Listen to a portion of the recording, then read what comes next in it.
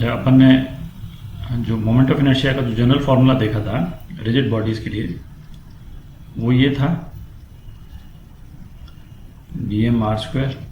ठीक है, तो अभी अपन जो अलग अलग तरह के जो मास डिस्ट्रीब्यूशंस हैं, है ना, सिलेंडर है, स्फीयर है ना, रॉड है, उसके मोमेंट ऑफ इनर्शिया निकालेंगे। अच्छा, उसके पहले ना एक इम्पॉर्टेंट थ्योरम है, उसको अपन देख लें एक बार। अच्छा, पहले एक चीज़ देखें अपन कि जैसे कोई भी बॉडी है ना, इस बॉडी का यदि मास m है, तो ये बॉडी का मास जो है वो m यूनिवर्सली ट्रू है। ठीक है, बॉडी यदि स्पेस में है, जीरो ग्रेविटी में है, तब भी m है, अर्थ पे है तब भी m है, एक्सेलरेट कर रही तब भी m है, रेस्ट पे है तब भी m है। ठीक है, हम बॉडी को किसी दूसरे फ्रेम ऑफ रेफरेंस से देखेंगे तब भी m है। ठीक है, तो मास बॉडी का वो चेंज नहीं करता है किसी, है ना, फैक्टर पे। हाँ, unless body speed of light जो है वो उसके आसपास पहुंच जाए, है, बॉडी की वेलोसिटी स्पीड ऑफ लाइट के आसपास पहुंच जाए तो उसका मास चेंज हो जाता है, पर वो तो एक अलग ही टॉपिक है ना, तो वहां तो अपन जा ही नहीं रहे।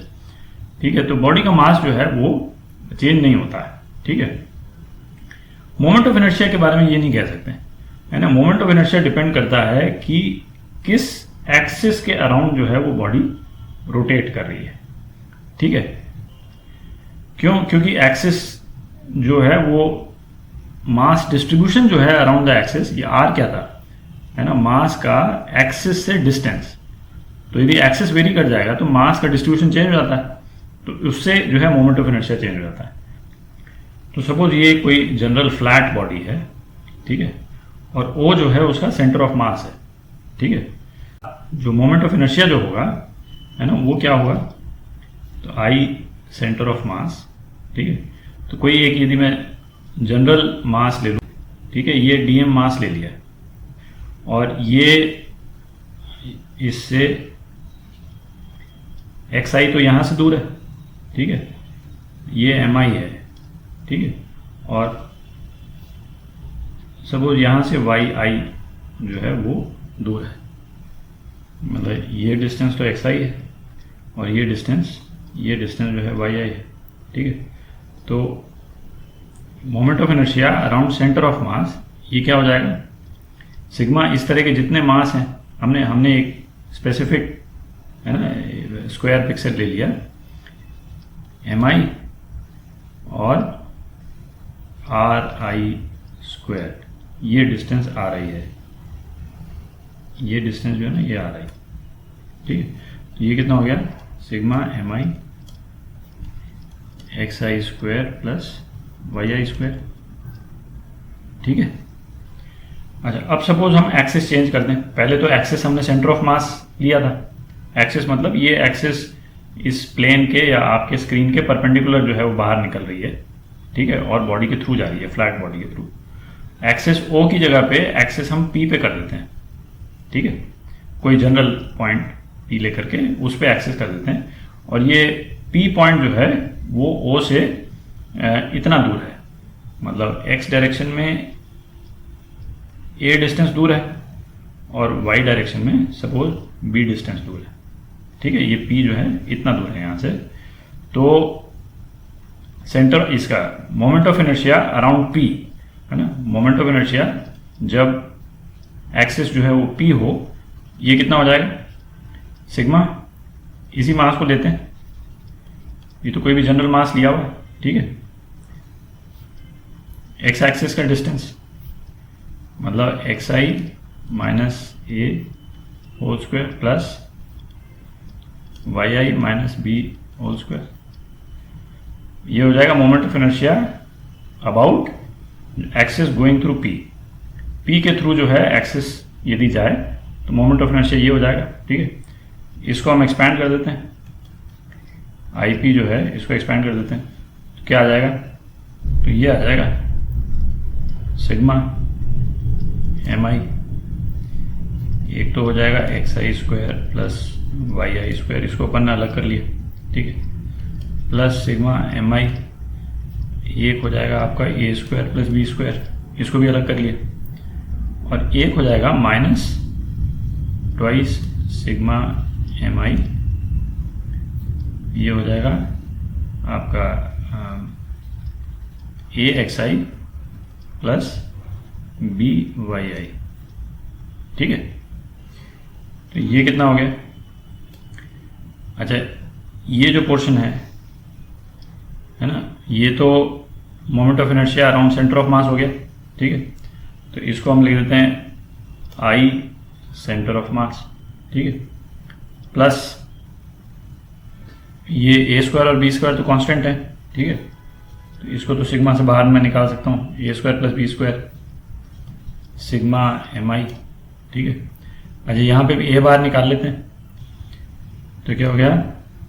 Minus twice A sigma M I X I minus twice B sigma M I Y I. ठीक है, थोड़ी जगह कर लेते हैं ऊपर, तो आई पी क्या हो गया? तो ये हो गया moment of inertia around centre of mass plus ये यदि पॉइंट पी डिस्टेंस आर पे है यदि ओ से, तो पी एक्सिस के लिए आर तो कांस्टेंट ही है क्योंकि अपन ने तो स्पेसिफिक पॉइंट चूज किया है पी।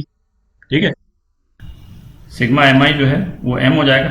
ठीक है, तो इस बॉडी का मास यदि एम है, कैपिटल एम, इस बॉडी का टोटल मास कैपिटल एम, तो ये कितना हो जाएगा?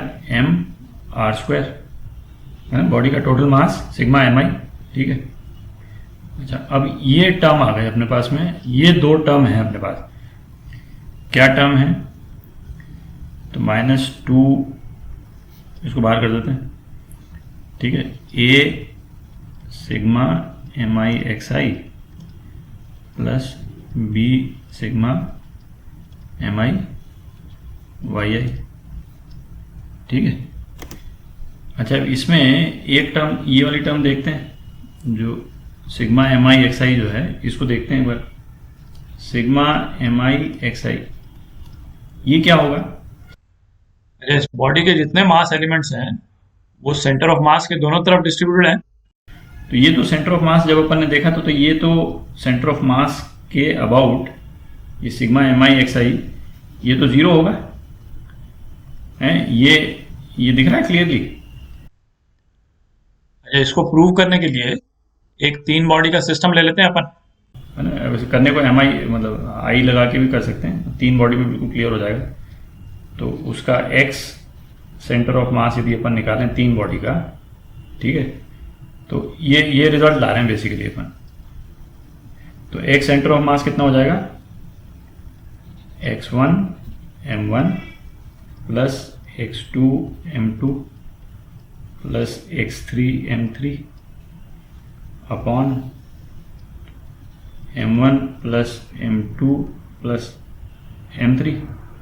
तो ये तीन मासेस के लिए सेंटर ऑफ मास का एक्सप्रेशन हो गया किसी भी एक जनरल पॉइंट से। और इसको हम रीअरेंज कर दें तो क्या आ जाएगा?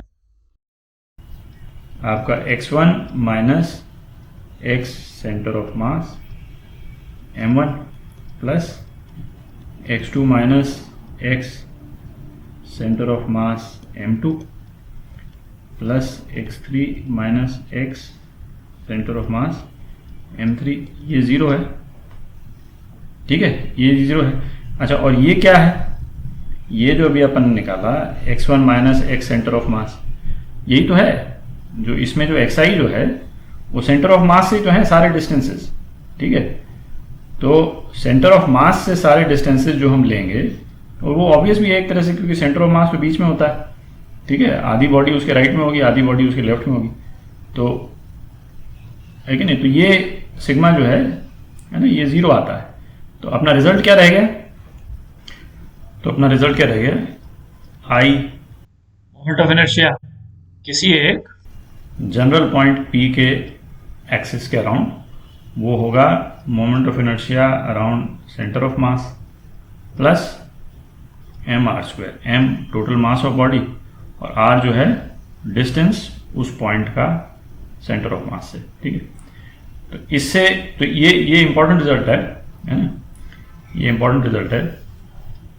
इससे एक पॉइंट और निकल के आता है, और वो पॉइंट ये कि किसी भी बॉडी का सेंटर ऑफ मास के अराउंड मोमेंट ऑफ इनर्शिया सबसे कम होता है, ठीक है, क्योंकि और किसी भी पॉइंट के अराउंड लेंगे तो उसमें फिर ये वाला टर्म तो ऐड हो ही जाएगा, ठीक है, ये वाला टर्म ऐड हो जाएगा। तो सेंटर ऑफ मास के अराउंड जो मोमेंट ऑफ इनर्शिया जो है बॉडी का वो सबसे कम रहता है, ठीक है। तो अब अपन जो है वो वेरियस एग्जांपल्स लेंगे, सेंटर ऑफ मास कैलकुलेट करेंगे कुछ रिजिड बॉडीज का, उससे है ना और क्लैरिटी हो जाएगी।